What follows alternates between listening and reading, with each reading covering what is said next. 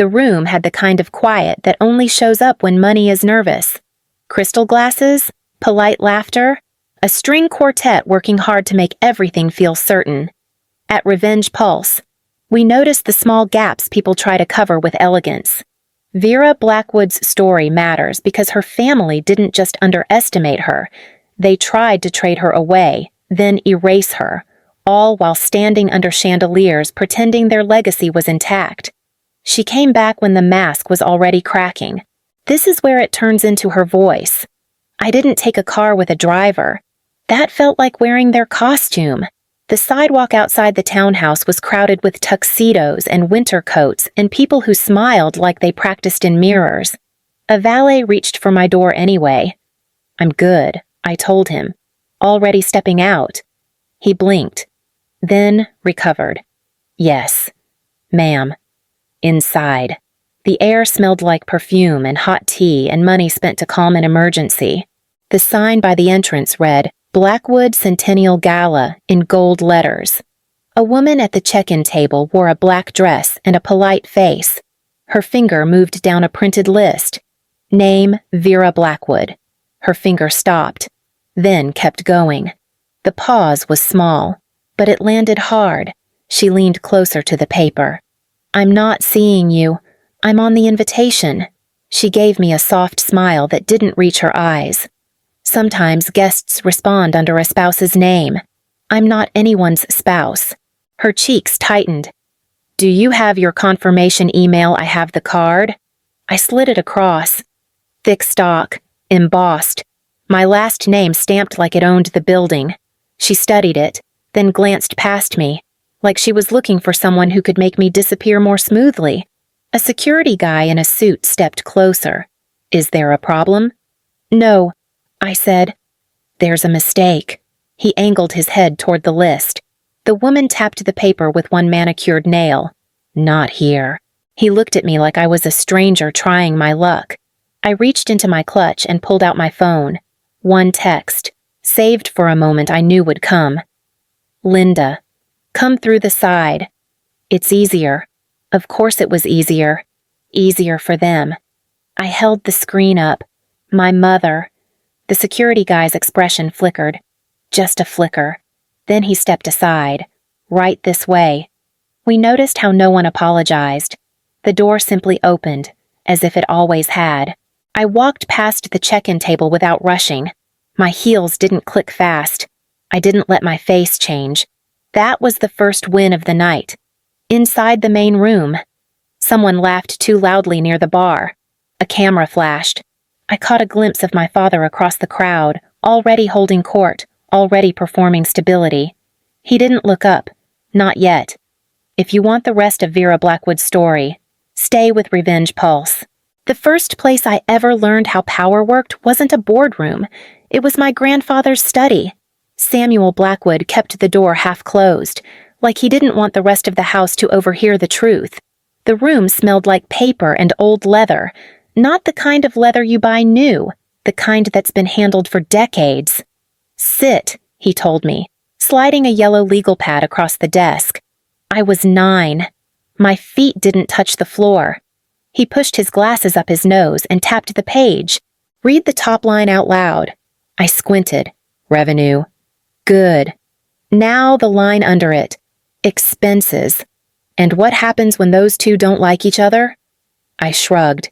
He smiled. "Just a little. People lie." He never raised his voice. He didn't need to. When Samuel spoke, the room adjusted. Sometimes my father would pass by the door and pause. I could feel him there before I saw him. His shadow would stretch across the carpet. "What are you two working on?" Edward would ask, already smiling. Samuel wouldn't look up. "Teaching her how to read." Edward laughed once. "She's a kid. She's paying attention." Samuel replied, "That's rarer." Edward didn't like that. I knew it even then. He liked things that could be controlled. I was not one of those things. Years later, when the house got louder and the dinners got more performative, Samuel still called me into that room. He'd slide over contracts, balance sheets, handwritten notes. "Tell me what you see." "Too much debt." I said once, my voice barely above a whisper. He nodded. And why is that dangerous? Because it makes you desperate. Exactly. One afternoon, Edward walked in without knocking. This isn't appropriate, he snapped. She doesn't need to worry about this. Samuel finally looked up. His voice stayed calm. She doesn't worry. She understands. Edward's jaw tightened. Understanding isn't her role. Samuel closed the folder. Roles are made up by men who are afraid of being replaced. The room went very still. That was the moment I learned something else. Not about money, about fear. The conversation happened in the dining room, not the study. That should have warned me. The table was set, even though it was a weekday. Cloth napkins, the good plates. My mother sat stiffly, hands folded, eyes fixed on a spot just past my shoulder. Edward didn't bother sitting. This isn't a punishment, he began, pacing once, then stopping at the head of the table. It's a solution. I stayed quiet. That always made him talk more. You're doing well in school, he continued, like he was conceding something. Too well. Frankly, it draws attention. My mother cleared her throat. Your father just means the timing isn't ideal. Edward shot her a look, then turned back to me. There's a family in Boston. Old capital. Clean balance sheets. They're looking for stability. The word landed wrong. You want me to transfer? I said. Or drop out. Pause. He corrected. Temporarily. And marry their son. He didn't deny it. He straightened his cuff instead. It secures the line of credit, keeps the board calm, buys us time. I felt my chest tighten, not from shock, but recognition. This was a transaction. I was the asset. I won't do that. The room went quiet in a way that felt rehearsed. Edward exhaled slowly. You don't understand the stakes. I do. You don't. He snapped. Miles carries the future. Your insurance. My mother reached for my hand, then pulled back before touching me. Vera, please. Just think about it. I stood. The chair legs scraped louder than I meant them to. No, I said, steady. I won't trade my life to cover your losses.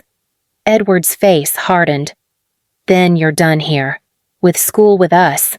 I waited for something else. A softer word. A crack. It didn't come. I picked up my bag. At the door. I looked back once.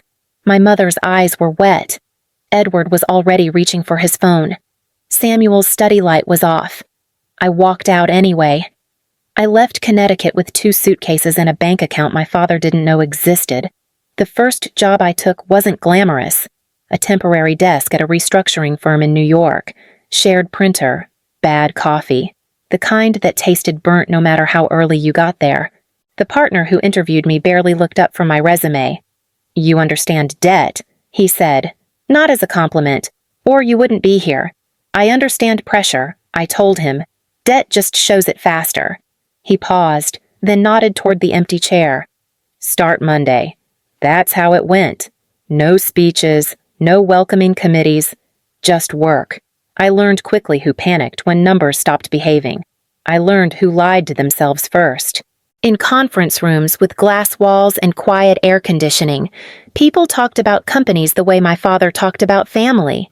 Assets, liabilities, things to be moved around. One night, close to midnight, a senior associate slid a file across the table. This one's ugly. She said, manufacturing group, over-leveraged. Everyone wants out.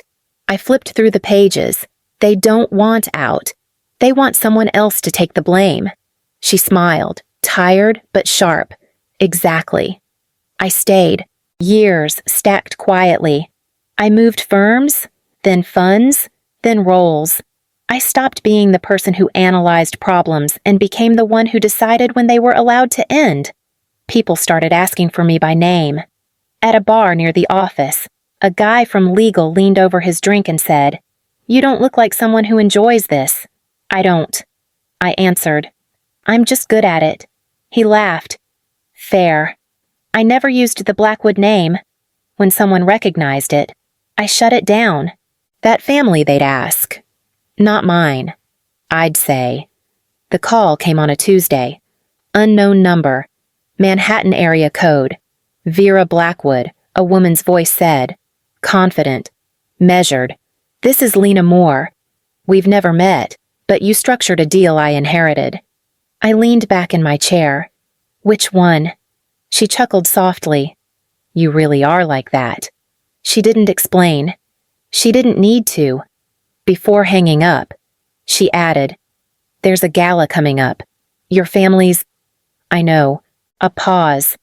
Then... You might want to attend. I looked at the skyline outside my window. All that glass. All those reflections. I already planned to. The main room filled fast once the speeches ended and the music picked up. That was always the trick. Keep people moving so they didn't notice the cracks. I took a glass of sparkling water from a passing tray. The server's hand shook slightly. He corrected it with a practiced smile and moved on. Across the room, my father stood near the center, shoulders back, voice just loud enough to carry. A semicircle of men leaned in, nodding at the right moments. Legacy matters, Edward was saying. You don't build something like this by accident. Someone laughed. Another raised his glass. Miles hovered at his side, adjusting his cufflinks every few seconds. He wore confidence like a borrowed jacket. Too stiff. Too careful. A woman brushed past me and leaned toward her friend. Isn't this the family with all the manufacturing assets used to be? The friend murmured. I heard the real estate's doing the heavy lifting now. They drifted away. My mother appeared at my elbow. She looked smaller in the city. The lights were harsher here. You made it, she said, like she wasn't sure that was allowed. I said I would. She nodded, eyes scanning the room instead of meeting mine. Your father's under a lot of pressure. I can tell. Her fingers worried the edge of her clutch. Try not to provoke him. I took a slow sip of water. I'm standing. That's not what I meant. Edward's voice cut through the music as he tapped his glass. The room settled. Just enough. He launched into the history. My grandfather's name. The early years. Words like resilience and vision. People listened because that's what they'd come to hear. Then he shifted. And now, he continued, smiling toward Miles. We're proud to announce the next chapter. Miles stepped forward. Applause followed. A little too quick. This family has always believed in continuity, Edward said, from father to son. I felt it then. Not anger. Something colder. And Miles is ready to carry that responsibility. More applause. Cameras lifted. Edward gestured vaguely in my direction. We're grateful for all members of the family who support this transition. Support. Not lead. Not decide. A hand brushed my arm. I turned.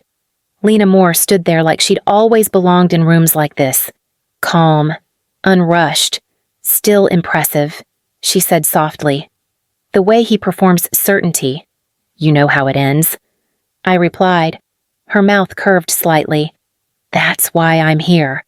Across the room. Edward caught my eye for the first time.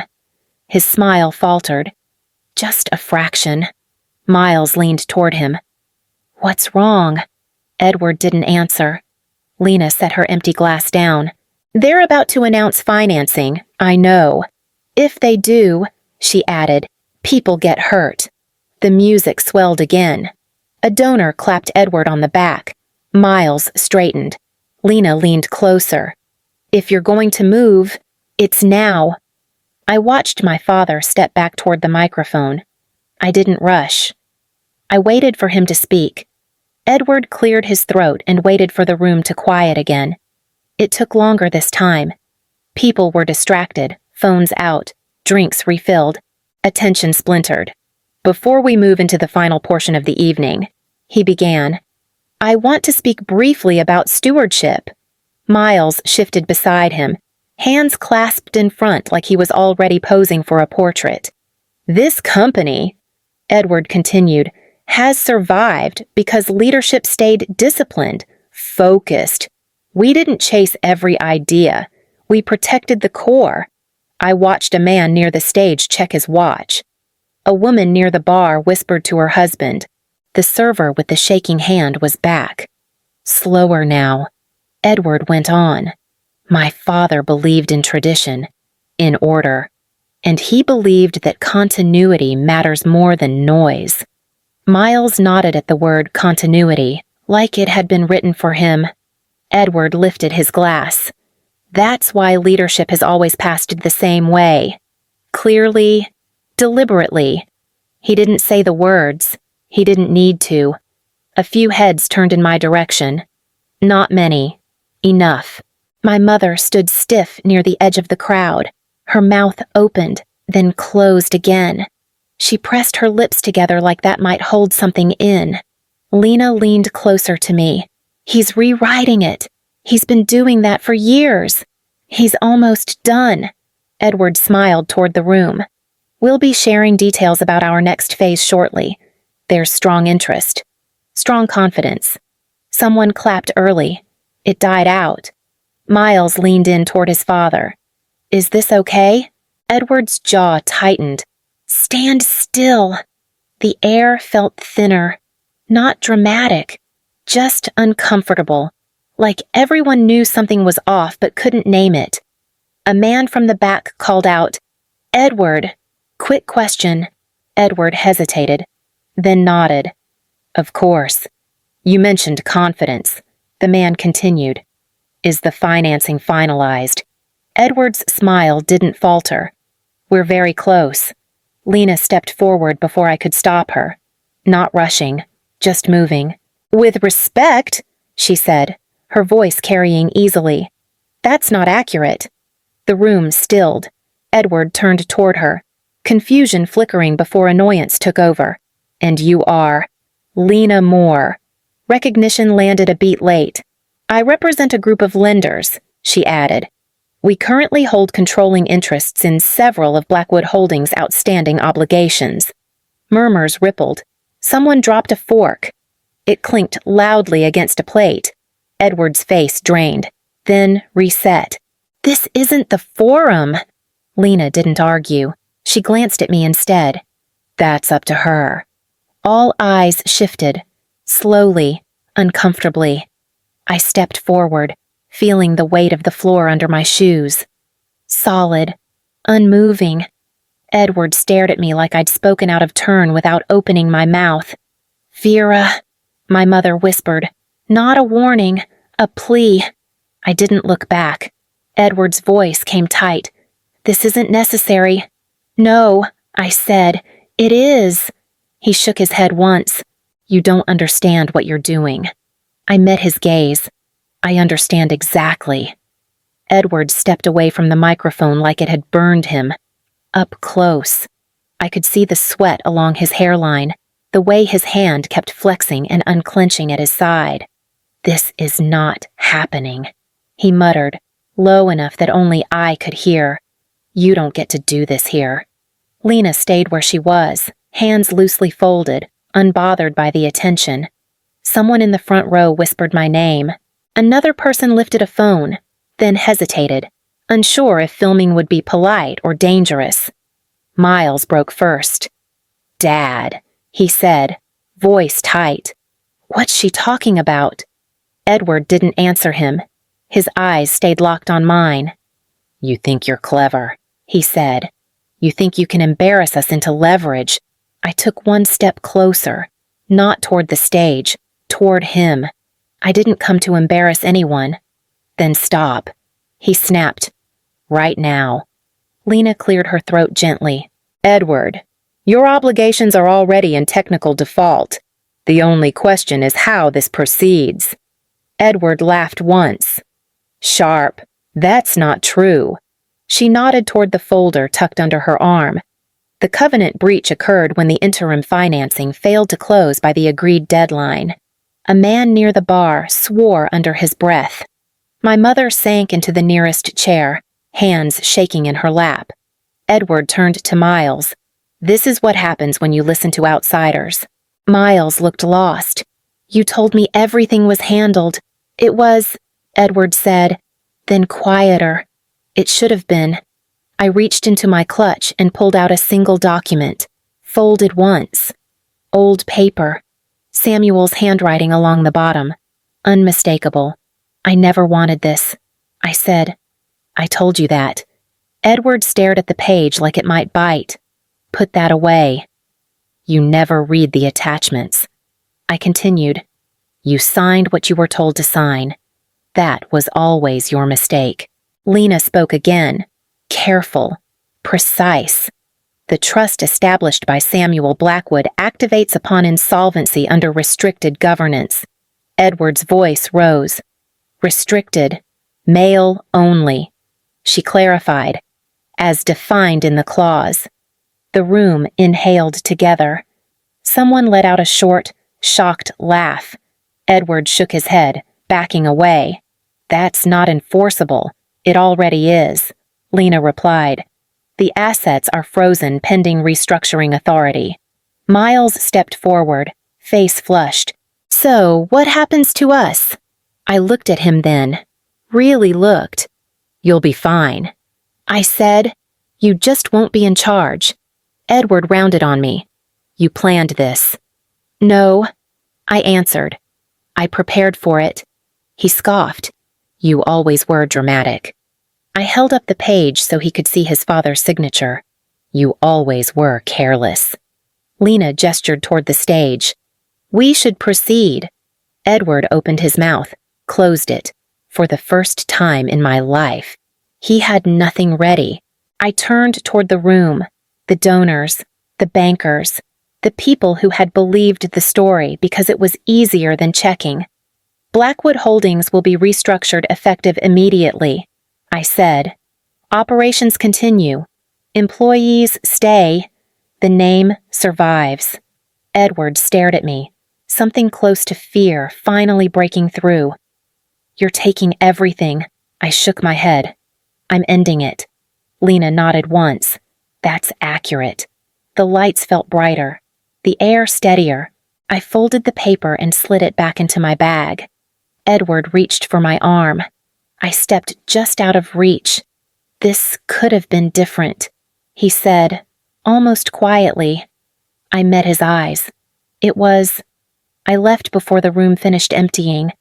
The air outside felt cooler than it should have. Manhattan at night does that.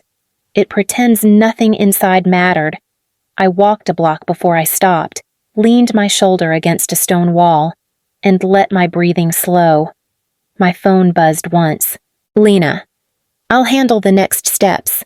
Get some rest." I typed back a single word. "Thanks." The car ride home was quiet. No music, no calls. Just streetlights sliding past the window, one after another, like I was being counted out.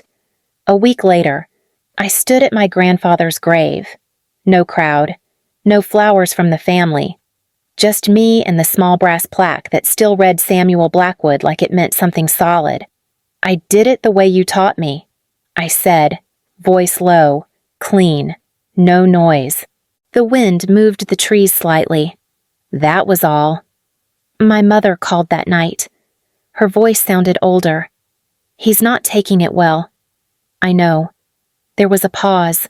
"Are you—" I thought about the apartment I'd chosen for myself, the work waiting on my desk, the mornings that belonged to no one else. "I am." We didn't say much after that. We didn't need to. Miles sent a message too. A long one. Apologies tangled with excuses. I read it once and archived it. Not angry. Just done. Life settled into something quieter. Meetings about transitions. Decisions that mattered but didn't bleed into my chest anymore. I slept through the night. I ate when I was hungry. I stopped bracing for impact. One evening, standing at my kitchen counter, I caught my reflection in the window. Tired, steady, familiar. For most of my life, I thought survival meant staying sharp, staying ready, staying ahead of the next move. That night, I realized something else had taken its place. Vera Blackwood didn't need to fight for space anymore. She had built one. If you're still here, you know why this story stayed with us. We didn't add anything to it. We just stepped back and let her finish speaking.